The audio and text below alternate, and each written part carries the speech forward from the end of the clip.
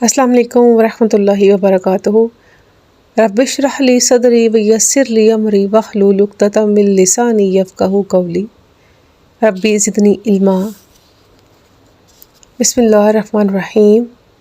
اللہ کے نام سے شروع جو نہایت مہربان ہمیشہ رحم فرمانے والا ہے۔ پارہ نمبر 2۔ اب بے وقوف لوگ یہ کہیں گے کہ ان مسلمانوں کو اپنے اس قبلہ بیت المقدس سے کس نے پھیر دیا جس پر وہ پہلے سے تھے؟ آپ فرما دیں، مشرق و مغرب سب اللہ ہی کے لیے ہے، وہ جسے چاہتا ہے سیدھی راہ پر ڈال دیتا ہے۔ اور اے مسلمانوں، اس طرح ہم نے تمہیں اعتدال والی بہتر امت بنایا تاکہ تم لوگوں پر گواہ بنو، اور ہمارا یہ برگزیدہ رسول صلی اللہ علیہ وسلم تم پر گواہ ہو۔ اور آپ پہلے جس قبلہ پر تھے ہم نے صرف اس لیے مقرر کیا تھا کہ ہم پرکھ کر ظاہر کر دیں کہ کون ہمارے رسول صلی اللہ علیہ وسلم کی پیروی کرتا ہے اور کون اپنے الٹے پاؤں پھر جاتا ہے۔ اور بے شک یہ قبلہ کا بدلنا بڑی بھاری بات تھی مگر ان پر نہیں جنہیں اللہ نے ہدایت و معرفت سے نوازا، اور اللہ کی یہ شان نہیں کہ تمہارا ایمان یوں ہی ضائع کر دے۔ بے شک اللہ لوگوں پر بڑی شفقت فرمانے والا مہربان ہے۔ اے حبیب صلی اللہ علیہ وسلم، ہم بار بار آپ کے روح انوار کا آسمان کی طرف پلٹنا دیکھ رہے ہیں، سو ہم ضرور بالضرور آپ کو اس قبلہ کی طرف پھیر دیں گے جس پر آپ راضی ہیں۔ بس آپ اپنا رخ ابھی مسجد حرام کی طرف پھیر لیجئے، اور اے مسلمانوں، تم جہاں کہیں بھی ہو بس اپنے چہرے اس کی طرف پھیر لو۔ اور وہ لوگ جنہیں کتاب دی گئی ہے ضرور جانتے ہیں کہ یہ تحویل قبلہ کا حکم ان کے رب کی طرف سے حق ہے، اور اللہ ان کاموں سے بے خبر نہیں جو وہ انجام دے رہے ہیں۔ اور اگر آپ اہل کتاب کے پاس ہر ایک نشانی بھی لے آئیں تب بھی وہ آپ کے قبلہ کی پیروی نہیں کریں گے، اور نہ آپ ہی ان کے قبلہ کی پیروی کرنے والے ہیں، اور وہ آپس میں بھی ایک دوسرے کے قبلہ کی پیروی نہیں کرتے۔ امت کی تعلیم کے لیے فرمایا، اگر آپ نے بھی اپنے پاس علم آ جانے کے بعد ان کی خواہشات کی پیروی کی تو بے شک آپ اپنی جان پر زیادتی کرنے والوں میں سے ہو جائیں گے۔ اور جن لوگوں کو ہم نے کتاب عطا فرمائی ہے وہ اس رسول آخر الزمان حضرت محمد صلی اللہ علیہ وسلم اور ان کی شان و عظمت کو اس طرح پہچانتے ہیں جیسا کہ بلا شبہ اپنے بیٹوں کو پہچانتے ہیں، اور یقیناً انہی میں سے ایک طبقہ حق کو جان بوجھ کر چھپا رہا ہے۔ اے سننے والے، حق تیرے رب کی طرف سے ہے، سو تو ہرگز شک کرنے والوں میں سے نہ ہو۔ اور ہر ایک کے لیے توجہ کی ایک سمت مقرر ہے، وہ اسی کی طرف رخ کرتا ہے، پس تم نیکیوں کی طرف پیش قدمی کیا کرو۔ تم جہاں کہیں بھی ہوگے اللہ تم سب کو جمع کر لے گا، بے شک اللہ ہر چیز پر خوب قادر ہے۔ اور تم جدھر سے بھی سفر پر نکلو اپنا چہرہ نماز کے وقت مسجد حرام کی طرف پھیر لو، اور یہی تمہارے رب کی طرف سے حق ہے، اور اللہ تمہارے اعمال سے بے خبر نہیں۔ اور تم جدھر سے بھی سفر پر نکلو اپنا چہرہ نماز کے وقت مسجد حرام کی طرف پھیر لو، اور اے مسلمانوں، تم جہاں کہیں بھی ہو سو اپنے چہرے اس کی سمت پھیر لیا کرو تاکہ لوگوں کے پاس تم پر اعتراض کرنے کی گنجائش نہ رہے، سوائے ان لوگوں کے جو ان میں سے حد سے بڑھنے والے ہیں۔ بس تم ان سے مت ڈرو، مجھ سے ڈرا کرو، اس لیے کہ میں تم پر اپنی نعمت پوری کر دوں اور تاکہ تم کامل ہدایت پا جاؤ۔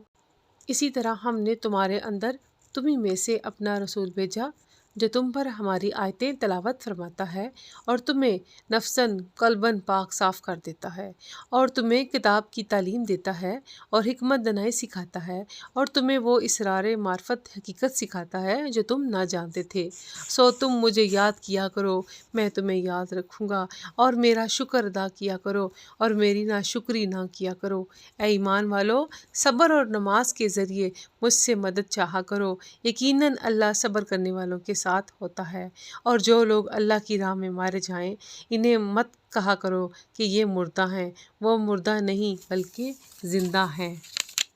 لیکن تمہیں ان کی زندگی کا شعور نہیں، اور ہم ضرور بالضرور تمہیں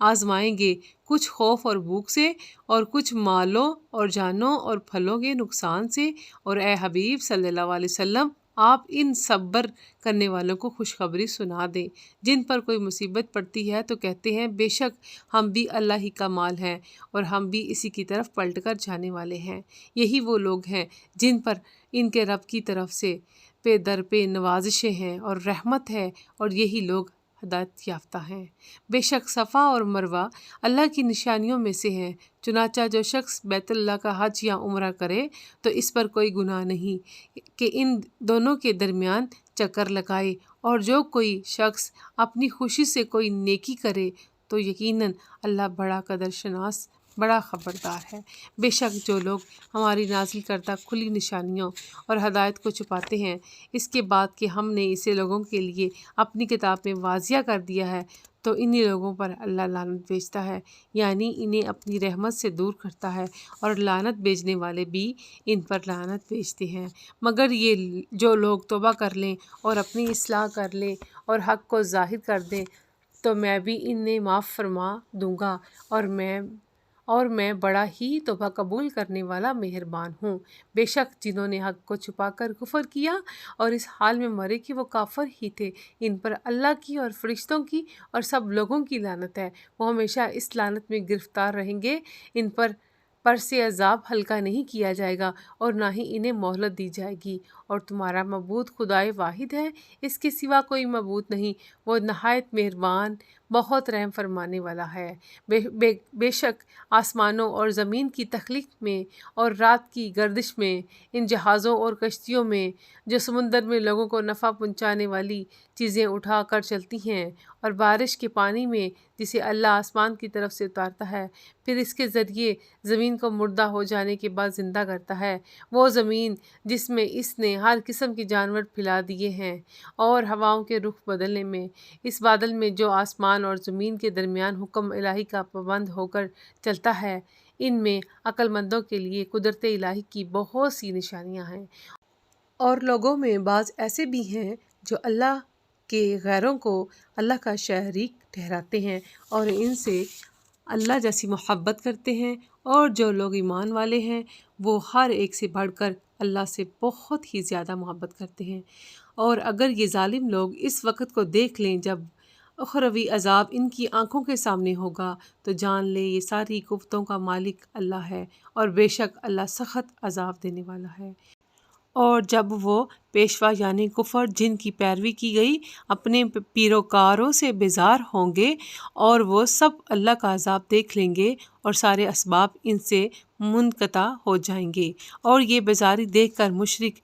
پیروکار کہیں گے کاش ہمیں دنیا میں جانے کا ایک اور موقع مل جائے تو ہم بھی ان سے بیزاری ظاہر کر دیں جیسے انہوں نے آج ہم سے بیزاری ظاہر کی ہے۔ یوں اللہ انہیں ان کے اپنے اعمال انہی پر حسرت بنا کر دکھائے گا، اور وہ کسی صورت بھی دوزخ سے نکلنے نہ پائیں گے۔ اے لوگو، زمین کی چیزوں میں سے جو حلال اور پاکیزہ ہیں کھاؤ، اور شیطان کے راستوں پر نہ چلو، بے شک وہ تمہارا کھلا دشمن ہے۔ وہ تمہیں بدی اور بے حیائی کا ہی حکم دیتا ہے، اور یہ بھی کہ تم اللہ کی نسبت وہ کچھ کہو جس کا تمہیں خود علم نہ ہو۔ اور جب ان کافروں سے کہا جاتا ہے کہ جو اللہ نے نازل فرمایا ہے اس کی پیروی کرو تو کہتے ہیں نہیں، بلکہ ہم تو اسی روش پر چلیں گے جس پر ہم نے اپنے باپ دادا کو پایا ہے، اگرچہ ان کے باپ دادا نہ کچھ عقل رکھتے ہوں اور نہ ہی ہدایت پر ہوں۔ اور ان کافروں کو ہدایت کی طرف بلانے کی مثال ایسے شخص کی سی ہے جو کسی ایسے جانور کو پکارے جو سوائے پکار اور آواز کے کچھ نہیں سنتا۔ یہ لوگ بہرے، گونگے، اندھے ہیں، سو انہیں کوئی سمجھ نہیں۔ اے ایمان والو، ان پاکیزہ چیزوں میں سے کھاؤ جو ہم نے تمہیں عطا کی ہیں، اور اللہ کا شکر ادا کرو اگر تم صرف اس کی بندگی بجا لاتے ہو۔ اس نے تم پر صرف مردار اور خون اور سور کا گوشت اور وہ جانور جس پر ذبح کے وقت غیر اللہ کا نام پکارا گیا ہو حرام کیا ہے۔ پھر جو شخص سخت مجبور ہو جائے، نہ تو نافرمانی کرنے والا ہو اور نہ حد سے بڑھنے والا، تو اس پر زندگی بچانے کی حد تک کھا لینے میں کوئی گناہ نہیں۔ بے شک اللہ نہایت بخشنے والا مہربان ہے۔ بے شک جو لوگ کتاب تورات کی ان آیتوں کو جو اللہ نے نازل فرمائی ہیں چھپاتے ہیں اور اس کے بدلے حقیر قیمت حاصل کرتے ہیں، وہ لوگ سوائے اپنے پیٹوں میں آگ بھرنے کے کچھ نہیں کھاتے، اور اللہ قیامت کے روز ان سے کلام تک نہیں فرمائے گا اور نہ ہی ان کو پاک کرے گا، اور ان کے لیے دردناک عذاب ہے۔ یہی وہ لوگ ہیں جنہوں نے ہدایت کے بدلے گمراہی خریدی اور مغفرت کے بدلے عذاب۔ کس چیز نے انہیں دوزخ کی آگ پر صبر کرنے والا بنایا ہے؟ یہ اس وجہ سے ہے کہ اللہ نے کتاب حق کے ساتھ نازل فرمائی، اور بے شک جنہوں نے کتاب میں اختلاف ڈالا وہ مخالفت میں حق سے بہت دور جا پڑے ہیں۔ نیکی صرف یہی نہیں کہ تم اپنے منہ مشرق اور مغرب کی طرف پھیر لو، بلکہ اصل نیکی تو یہ ہے کہ کوئی شخص اللہ پر اور قیامت کے دن پر اور فرشتوں پر اور اللہ کی کتاب پر اور پیغمبروں پر ایمان لائے، اور اللہ کی محبت میں اپنا مال قرابت داروں پر اور یتیموں پر، محتاجوں پر اور مسافروں پر اور مانگنے والوں پر اور غلاموں کی گردنوں کو آزاد کرانے میں خرچ کرے، اور نماز قائم کرے اور زکوٰۃ دے۔ جب کوئی وعدہ کرے تو اپنا وعدہ پورا کرنے والے ہوں، اور سختی تنگ دستی میں اور مصیبت بیماری میں اور جنگ کی شدت جہاد کے وقت صبر کرنے والے ہوں۔ یہی لوگ سچے ہیں اور یہی پرہیزگار ہیں۔ اے ایمان والو، تم پر ان کے خون کا بدلہ قصاص فرض کیا گیا ہے، جو ناحق قتل کیے جائیں، آزاد کے بدلے آزاد اور غلام کے بدلے غلام اور عورت کے بدلے عورت۔ پھر اگر اس کو یعنی قاتل کو اس کے بھائی یعنی مقتول کے وارث کی طرف سے کچھ یعنی قصاص معاف کر دیا جائے تو چاہے بھلے دستور کے موافق پیروی کی جائے، اور خون بہا کو اچھے طریقے سے اس مقتول کے وارث تک پہنچا دیا جائے۔ یہ تمہارے رب کی طرف سے رعایت اور مہربانی ہے۔ بس جو کوئی اس کے بعد زیادتی کرے تو اس کے لیے دردناک عذاب ہے، اور تمہارے لیے قصاص یعنی خون کا بدلہ لینے میں ہی زندگی کی ضمانت ہے، اسے عقل مند لوگوں، تاکہ تم خون ریزی اور بربادی سے بچو۔ تم پر فرض کیا جاتا ہے کہ جب تم میں سے کسی کی موت قریب آ پہنچے، اگر اس نے کچھ مال چھوڑا ہو تو اپنے والدین اور قریبی رشتہ داروں کے حق میں بھلے طریقے سے وصیت کرے، یہ پرہیزگاروں پر لازم ہے۔ پھر جس شخص نے اس وصیت کو سننے کے بعد اسے بدل دیا تو اس کا گناہ انہی بدلنے والوں پر ہے۔ بے شک اللہ بڑا سننے والا، خوب جاننے والا ہے۔ بس اگر کسی شخص کو وصیت کرنے والے سے کسی کی طرفداری یا کسی کے حق میں زیادتی کا اندیشہ ہو، پھر وہ ان کے درمیان صلح کرا دے تو اس پر کوئی گناہ نہیں۔ بے شک اللہ نہایت بخشنے والا مہربان ہے۔ اے ایمان والو، تم پر اسی طرح روزے فرض کیے گئے جیسے تم سے پہلے لوگوں پر فرض کیے گئے تھے، تاکہ تم پرہیزگار بن جاؤ۔ یہ گنتی کے چند دن ہیں، بس اگر تم میں سے کوئی بیمار ہو یا سفر پر ہو تو دوسرے دنوں کے روزوں سے گنتی پوری کر لے جنہیں اس کی طاقت نہ ہو۔ ان کے ذمہ ایک مسکین کے کھانے کا بدلہ ہے۔ پھر جو کوئی اپنی خوشی سے زیادہ نیکی کرے تو اس کے لیے بہتر ہے، اور تمہارا روزہ رکھ لینا تمہارے لیے بہتر ہے اگر تمہیں سمجھ ہو۔ رمضان کا مہینہ وہ ہے جس میں قرآن اتارا گیا، جو لوگوں کے لیے ہدایت ہے، اور جس میں رہنمائی کرنے والی اور حق باطل میں امتیاز کرنے والی واضح نشانیاں ہیں۔ بس تم میں سے جو کوئی اس مہینے کو پالے تو وہ اس کے روزے ضرور رکھے، اور جو کوئی بیمار ہو یا سفر پر ہو دوسرے دنوں کے روزوں سے گنتی پوری کرے۔ اللہ تمہارے حق میں آسانی چاہتا ہے اور تمہارے دشواری نہیں چاہتا، اور اس لیے کہ تم گنتی پوری کر سکو، اور اس لیے کہ اس نے تمہیں جو ہدایت فرمائی ہے اس پر اس کی بڑائی بیان کرو، اور اس لیے کہ تم شکر گزار بن جاؤ۔ اے حبیب صلی اللہ علیہ وسلم، جب میرے بندے آپ سے میری نسبت سوال کریں تو بتا دیا کریں کہ میں نزدیک ہوں، میں پکارنے والے کی پکار کا جواب دیتا ہوں جب بھی وہ مجھے پکارتا ہے۔ بس انہیں چاہیے کہ میری فرما برداری اختیار کریں اور مجھ پر پختہ یقین رکھیں تاکہ وہ راہ مراد پا جائیں۔ تمہارے لیے روزوں کی راتوں میں اپنی بیویوں کے پاس جانا حلال کر دیا گیا ہے، وہ تمہاری پوشاک ہیں اور تم ان کی پوشاک ہو۔ اللہ کو معلوم ہے کہ تم اپنے حق میں خیانت کرتے تھے، سو اس نے تمہارے حال پر رحم کیا اور تمہیں معاف فرما دیا۔ بس اب روزوں کی راتوں میں بے شک ان سے مباشرت کیا کرو، اور جو اللہ نے تمہارے لیے لکھ دیا ہے چاہا کرو، اور کھاتے پیتے رہا کرو۔ یہاں تک کہ تم پر صبح کا سفید دورہ رات کے سیاہ ڈورے سے الگ ہو کر نمایاں ہو جائے، پھر روزہ رات کی آمد تک پورا کرو، اور عورتوں سے اس دوران شب باشی نہ کیا کرو جب تم مسجدوں میں اعتکاف بیٹھے ہو۔ یہ اللہ کی قائم کردہ حدیں ہیں، بس ان کے توڑنے کے نزدیک نہ جاؤ۔ اس طرح اللہ لوگوں کے لیے اپنی آیتیں کھول کر بیان فرماتا ہے تاکہ وہ پرہیزگاری اختیار کریں۔ اور تم ایک دوسرے کے مال آپس میں ناحق نہ کھایا کرو، اور نہ مال کو بطور رشوت حاکموں تک پہنچایا کرو، یوں لوگوں کے مال کا کچھ حصہ تم بھی ناجائز طریقے سے کھا سکو، حالانکہ تمہارے علم میں یہ ہو کہ یہ گناہ ہے۔ اے حبیب، لوگ آپ سے نئے چاندوں کے بارے میں دریافت کرتے ہیں، فرما دیں یہ لوگوں کے لیے اور ماہ حج کے تعین کے لیے وقت کی علامتیں ہیں، اور یہ کوئی نیکی نہیں کہ تم حالت احرام میں گھروں میں ان کی پشت کی طرف سے آؤ، بلکہ نیکی تو ایسی الٹی رسموں کی بجائے پرہیزگاری اختیار کرنا ہے، اور تم گھروں میں ان کے دروازوں سے آیا کرو، اور اللہ سے ڈرتے رہو تاکہ تم فلاح پاؤ، اور اللہ کی راہ میں ان سے جنگ کرو جو تم پر جنگ مسلط کرتے ہیں، ہاں مگر حد سے نہ بڑھو، بے شک اللہ حد سے بڑھنے والوں کو پسند نہیں فرماتا۔ اور وہ دوران جنگ ان کافروں کو جہاں بھی پاؤ مار ڈالو، ریاستی اقدام کے ذریعے انہیں وہاں سے باہر نکال دو جہاں سے انہوں نے تمہیں نکالا تھا، اور فتنہ انگیزی تو قتل سے بھی زیادہ سخت جرم ہے، اور ان سے مسجد حرام خانہ کعبہ کے پاس جنگ نہ کرو جب تک وہ خود تم سے وہاں جنگ نہ کریں، پھر اگر وہ تم سے قتال کریں تو جواباً تم بھی انہیں قتل کرو، ایسے جارحہ محارب کافروں کی یہی سزا ہے، پھر اگر وہ باز آ جائیں تو بے شک اللہ نہایت بخشنے والا مہربان ہے۔ اور ان سے جنگ کرتے رہو حتیٰ کہ کوئی فتنہ باقی نہ رہے اور دین اللہ ہی کے تابع ہو جائے، یعنی امن و سلامتی اور انسانی تکریم کے تحفظ کا نظام عملاً قائم ہو جائے، پھر اگر وہ باز آ جائیں تو سوائے ظالموں کے کسی پر زیادتی روا نہیں۔ حرمت والے مہینے کے بدلے حرمت والا مہینہ ہے، اور دیگر حرمت والی چیزیں ایک دوسرے کا بدل ہیں، بس اگر تم پر کوئی زیادتی کرے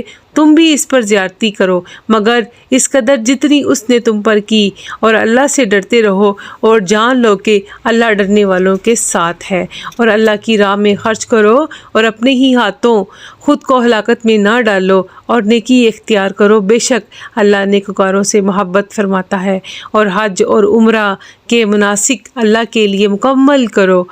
پھر اگر تم راستے میں روک لیے جاؤ تو جو قربانی بھی میسر آئے کرنے کے لیے بیچ دو، اور اپنے سروں کو اس وقت تک نہ منڈواؤ جب تک قربانی کا جانور اپنے مقام پر نہ پہنچ جائے، پھر تم میں سے جو کوئی بیمار ہو یا اس کے سر میں کچھ تکلیف ہو، اسی وجہ سے قبل وقت سر منڈوا لے تو اس کے بدلے بھی میں روزے رکھے یا صدقہ دے یا قربانی کرے۔ پھر جب تم اطمینان کی حالت میں ہو تو جو کوئی عمرے کو حج کے ساتھ ملانے کا فائدہ اٹھائے تو جو بھی قربانی میسر آئے کر دے، پھر جسے یہ بھی میسر نہ ہو تو وہ 3 دن کے روزے زمانہ حج میں رکھے، اور ساتھ